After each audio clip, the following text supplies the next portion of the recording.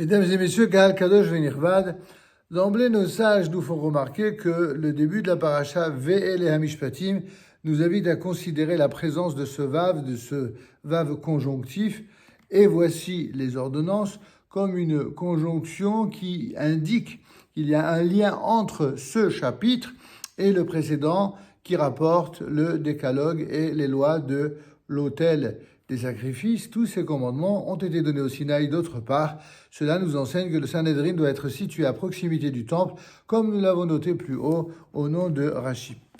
La paracha de Mishpatim vient nous apporter quelque chose d'essentiel qui répond à un souci remarquable sur le plan, bien sûr, de la loi, mais sur le plan également de la justice, et enfin, sur le plan de la compréhension de ce que signifie le passage de l'esclavage à la liberté.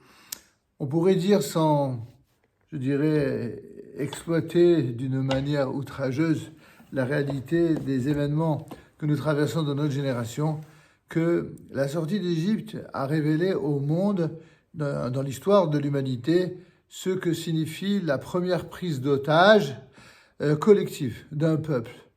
Et c'est le peuple d'Israël qui a été pris en otage par l'Égypte, et ce, évidemment, déjà devant un silence assourdissant des nations qui, il est vrai, à l'époque, n'avaient pas d'organisation internationale pour se mêler de la vie des nations. Mais, pourrait-on penser, heureusement qu'il y a des instances internationales, heureusement qu'il y a aujourd'hui des nations qui se préoccupent du bien-être de l'ensemble des nations. Oui, ce serait réconfortant si ces nations avaient compris justement le sens de la paracha de Mishpatim. Or, rien n'est moins sûr. Si on s'approche effectivement du contenu de cette paracha, nous nous apercevons qu'elle traite essentiellement de la loi civile et des dommages. Et elle suit donc immédiatement les fameux 10 commandements et les lois concernant l'autel, ouvrant ainsi une perspective remarquable sur le judaïsme, sur la caractéristique si singulière de la tradition d'Israël. Pour Dieu, il n'y a pas de domaine religieux. Vous savez, lorsque la Torah a été imposée par Dieu au peuple d'Israël au mont Sinaï, eh bien, cette loi n'a pas été proposée aux Juifs religieux, aux Hébreux religieux ou aux pratiquants. La Torah a été, encore une fois, quasiment imposée à l'ensemble du peuple d'Israël, lequel, d'une façon quasi unique dans l'histoire, a d'un même cœur et d'un même élan accepté cette Torah. C'est de cette acceptation-là que naîtront les élans de jalousie du monde. Mais en même temps, c'est aussi de cette paracha et de ces secrets que naissent en quelque sorte les clins d'œil divins quant à la manière de traiter les prises d'otages. En effet, si le peuple d'Israël a été pris en otage par l'Égypte, eh bien, la Torah va nous enseigner ce que signifie sortir de l'esclavage, comment ne plus être esclave d'aucun système humain, d'aucune dictature, d'aucune forme d'intérêt, que ce soit des intérêts sociétaux, politiques ou stratégiques, eh bien, pour finalement accepter librement d'être au service d'un Dieu qui n'est pas le fameux Dieu jaloux que d'aucuns ont retenu pour caractériser un Dieu qui serait celui apparaissant exclusivement sous les traits de la justice ou du justicier, mais au contraire, un Dieu qui est à la fois capable de rigueur et de mansuétude, de clémence. C'est la raison pour laquelle nous voyons que pour Dieu, il n'y a effectivement pas de domaine religieux au sens en tout cas habituel du terme. Pour beaucoup de gens, la religion, c'est quoi? C'est la somme de rites, mais aussi d'expériences spirituelles, de commandements, de choses positives ou négatives qui sont établies par l'ordre divin. Le monde occidental établit une barrière très nette entre la religion et la spiritualité d'une part, et de l'autre part, de la politique et de l'État. Ça a donné la fameuse séparation de l'Église et de l'État. D'après la Torah, une telle distinction ne peut exister. Au contraire, tous les domaines de la vie s'entremêlent, et pas du tout pour accaparer le terrain et exercer un domaine qui engloberait le tout pour avoir le pouvoir exactement comme d'autres recherchent le pouvoir. C'est exactement le contraire.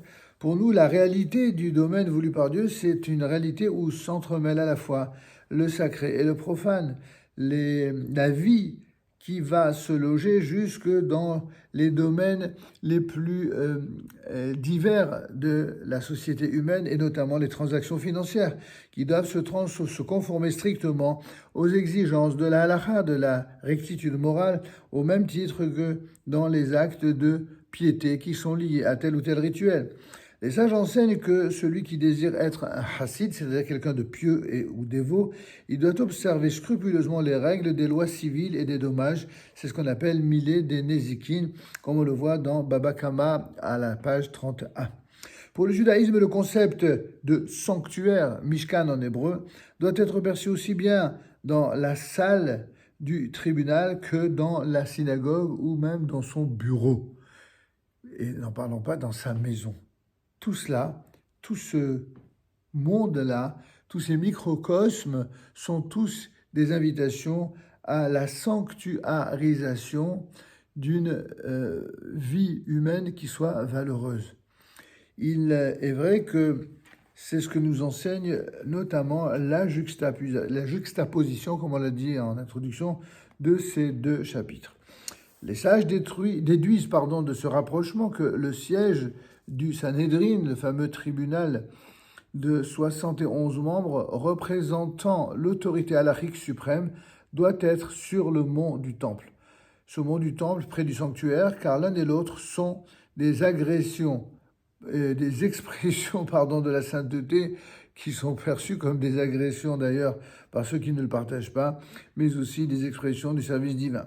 Le juge qui rend correctement et de façon droite la justice est considéré comme un véritable associé dans l'œuvre de la création, et celui qui juge de façon erronée, eh bien, il détruit l'univers conçu et créé par Dieu.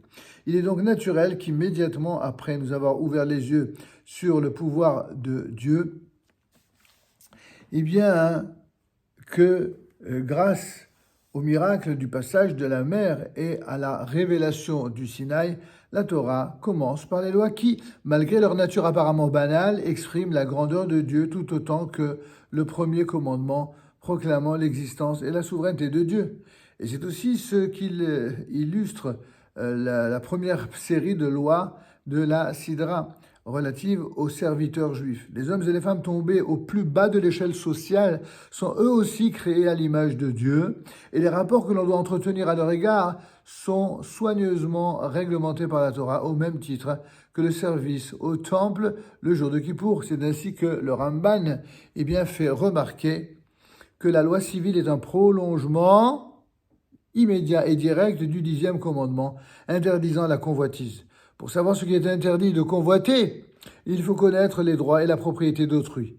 Développant cette idée, Sforno note que le 10e commandement interdit de convoiter ce qui appartient à son prochain, et c'est pourquoi la Torah définit maintenant ce qui est censé appartenir à autrui. Il ressort de tout ce que nous venons de dire que, d'une certaine manière, si nous sommes passés des parachiotes, des péricopes qui parlent de la sortie d'Égypte, vers la paracha des 10 commandements que nous avons récités pour Yitro, et enfin la paracha de Mishpatim, qui est la deuxième partie des 10 commandements, qui est la suite logique de ces 10 commandements, c'est pour nous faire comprendre que une véritable liberté dans la tradition juive ne se conçoit et n'existe que par rapport à la centralité, mais aussi la supériorité du divin pour l'ensemble de ces créatures, parce que seul celui qui a créé le bien, peut rechercher le bien pour autrui. Ceux qui n'ont pas cette dimension divine, ceux qui n'ont pas cette capacité à aimer pour aimer vraiment, et pas par intérêt ou par intérêt commun, que ce soit politique, idéologique ou autre, mais c'est un peu comme dans les lois relatives au roi d'Israël. On dit que le roi d'Israël, il devait appartenir à aucun groupe, aucune catégorie. Le roi d'Israël, c'est ni un orthodoxe, ni un libéral, ni un sioniste, ni un antisioniste, ni un homme de droite ou un homme de gauche. Le roi d'Israël, c'est le cœur et l'âme d'Israël, comme le rappelle Maïmonide dans ses lois sur le roi d'Israël. Et il dit ainsi que le roi d'Israël, c'est celui qui est le cœur et l'âme, c'est-à-dire que tout le monde se reconnaît en lui, mais tout le monde se reconnaît en lui parce qu'il incarne le divin qu'il y a dans le peuple d'Israël et qui ne peut passer que par l'ensemble des valeurs de la Torah et de sa spiritualité. Là où le bas blesse, c'est que pendant des siècles et des siècles, le monde juif a tellement vécu en otage et en esclavage de tant d'idéologies qui ont fait souffrir le peuple d'Israël, que malheureusement, il en a été atteint d'un point de vue spirituel et parfois physique, au point d'être persuadé que la liberté, c'est d'être esclave. Or, comme le dit le Rav Kook dans un Ma'amar sur la liberté, il dit la chose suivante. Il dit, de tous les esclaves, le pire d'entre tous, c'est celui qui se croit libre, quand il est encore esclave. C'est ainsi que certains arborent les couleurs factices de la liberté en prétendant être libres alors qu'ils sont esclaves. Alors puisque la question qui malheureusement est très à la mode, tristement à la mode aujourd'hui, c'est de savoir qu'est-ce qu'il convient de faire pour libérer les otages. La seule manière de libérer les otages, c'est de veiller à éradiquer ceux qui aujourd'hui, comme demain, comme après-demain, continueront à prendre des otages aussi longtemps qu'ils n'auront pas été tout simplement effacés du globe terrestre. Ce sont ces gens-là qui veulent effacer le peuple d'Israël. Or, le peuple d'Israël, c'est lui et seulement lui qui est capable de mener les combats. Et si on veut qu'il y ait encore de nouvelles prises d'otages, alors on arrête les combats. On fait exactement ce que font ceux qui voudraient empêcher Israël de réaliser ce qu'il réalise le mieux, à savoir se battre contre le mal, contre les imposteurs et contre les saboteurs de l'histoire, ceux qui s'opposent à la volonté divine, dont je vous rappelle, cette volonté, elle est un bien réel. C'est pas un bien uniquement sentimental ou un bien idéologique. C'est un bien qui demeure un bien jusqu'à la fin du temps, et à la sonne que Dieu fasse que le mal absolu sous toutes ses formes disparaisse de l'univers, et qu'ainsi l'ensemble des peuples de la terre, unis avec et autour d'Israël, puissent incarner une lumière de paix, d'amour, de paix réelle, d'amour éternel, de bénédiction suprême, qui rayonnera sur l'ensemble de l'humanité. Amen. Keni Ratson.